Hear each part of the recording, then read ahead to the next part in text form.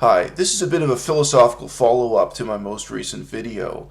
In response to some comments I just got from Tobias himself. You do not need to now click back to that earlier video to understand what I'm about to talk about because it's of a very general, theoretical, and fundamental nature.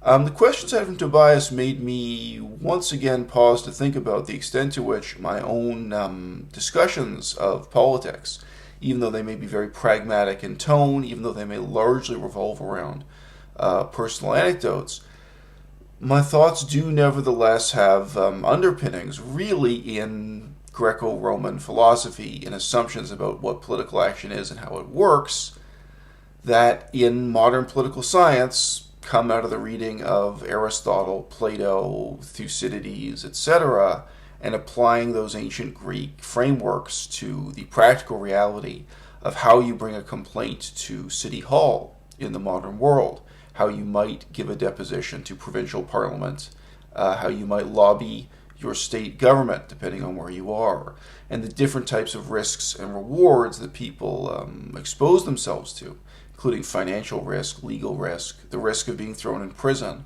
that activism, not merely activism, lobbying, political engagement of any kind entails.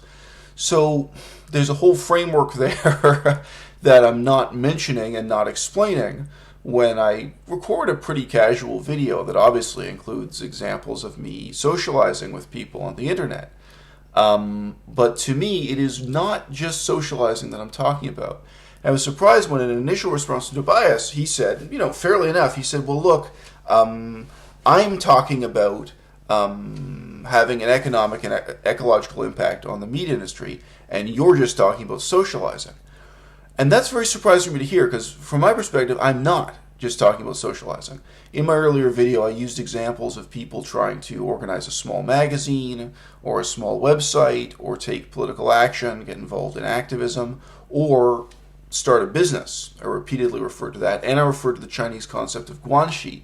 And Guanxi is important for political organization and this kind of economic organization, getting some kind of business rolling. Now, it's interesting to me that, well, again, partly I have to pause and reflect. These things seem obvious to me because of my background in political philosophy and indeed in practical real-world politics. I do know what it's like to give a deposition at City Hall and the type of organization that surrounds that.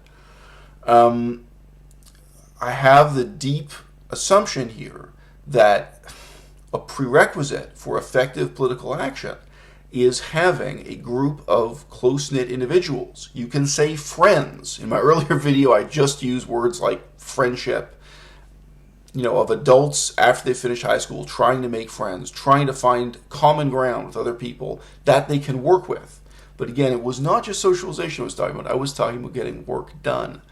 And that capacity to form a unit of people who can work together, I think, is critically important, whether you call that Guanxi in Chinese or whether you appeal to ancient Greek nomenclature.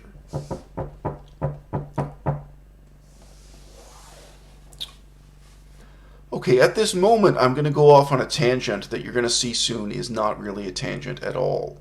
I received an email a couple of weeks ago from a guy who was offering to publish on paper one of my old essays that has floated around the internet for years. I wrote an essay on the philosophy of Arthur Schopenhauer when I was still an undergraduate student, and it's actually been read and referred to by quite a number of people. I've gotten fan mail from it. And I've seen it referred to in some odd context on the internet that showed that some number of people cared about and responded to that video. So this guy wrote to me asking if he could publish this on paper in some kind of small magazine he had. So naturally, the first step for me was to Google him, Google his publication, and look into it.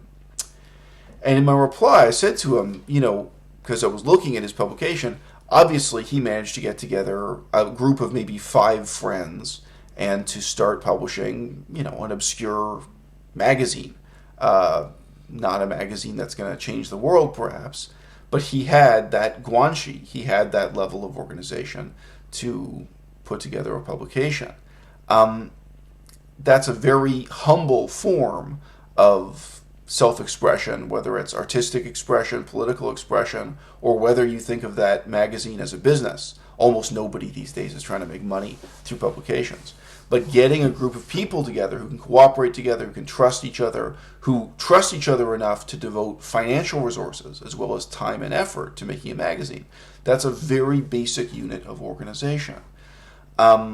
Anyway, I actually said in response to this guy, which is really true, I said, look, I'm at a university every day of the week. If I had found just 2 or 3 other people, 2 or 3 other intellectuals, hardworking intellectuals who I could cooperate with, I would have started a small magazine of this same kind within the last year, shall we say. But I haven't. At the university I go to, although I socialize a lot with the professors, frankly, in many ways I am alone. I'm on the internet talking to this camera. I'm communicating with a few hundred people in these videos. But do I know 5 people who could cooperate with me just to produce a small magazine? No, I don't. Do I know 5 people who I could cooperate with closely enough to register a legal charity in Canada? Now, registering a charity, doing the paperwork to have a charity, can be the beginning of many things. It can be the beginning of publications. It can be the beginning of political activism, again, at City Hall, at the provincial level, at the federal level, you name it. But having 5 people who can sign legal documents jointly, who trust each other enough to put money into a bank account together, who trust each other enough that they're going to expose themselves to the risk, ultimately, of going to prison. Because all political action involves legal risk. Believe me, lobbying the government in a communist dictatorship like Laos or China, or even Hong Kong now. I mean, you want to get involved in political activism in Hong Kong, you need to really trust the people who are signing documents with you, who are making public political statements with you. But any form of collaboration, again, even if it were artistic collaboration, but collaboration for publications, public engagement with issues, ecological advocacy, vegan advocacy, this does have to start with what I would just normally call friendship. I really think the Chinese concept of Guanxi is so useful because it provides us with a concept that we don't have in English. Guanxi in Chinese, maybe this person is not your friend, but you can work with them. You can trust them. There's some exchange of responsibilities involved. Maybe you can delegate a responsibility to them and they can delegate a responsibility to you. There may be exchange of gifts involved in establishing that type of practical trust and cooperation and so on. There are even more pretentious ideas that come out of Latin and Greek that I'm not going to use in this video and I don't use in my day-to-day life. At any rate, this discussion I've just had with Tobias maybe highlights a generational difference. A difference between myself, someone whose values are perhaps 2,000 years out of date, and people who, because of the internet, conceptualize political action and engagement as being something that isolated individuals do. I'm sorry to say, in the real world, political action is precisely something that isolated individuals don't. They don't do. Having the confidence to go to City Hall and give a deposition normally does require that you have 2 or 3 people, minimum, cooperating on a project. And those people may only have some things in common with you and not others. You may have a group of 2 or 3 people who all really care about saving the whales, saving the dolphins, saving a particular harbor, saving... trying to get the city to change the time the ferry departs. It can be a very practical issue, could be a very lofty issue. It could be something like veganism that in some ways is a practice we can undertake ourselves in our own kitchens and our own diets. But it may be something like wanting to scrutinize the use of vivisection on a university that then involves very complex legal jurisdiction.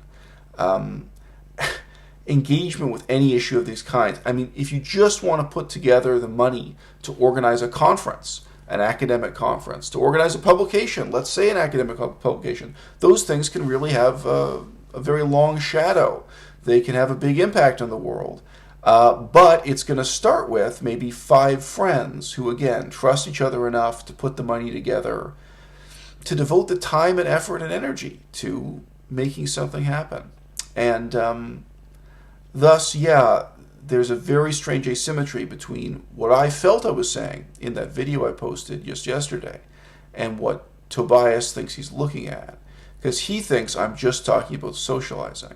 And no, when I'm talking about friendship, when I'm talking about social networking, if you like, I'm talking about the necessary first step towards political action of any kind. And yes, in your business life, in your economic life, I think it really is the necessary first step towards almost anything that's really worth doing, beyond just walking around with your hat in your hand and your resume, trying to let someone else be your boss and someone else determine your financial future. If you wanted to open a vegan bakery, I think you'd need to start with at least a group of 5 friends. And those 5 friends might ultimately have to sign together to try to get a loan from a bank, so on and so forth.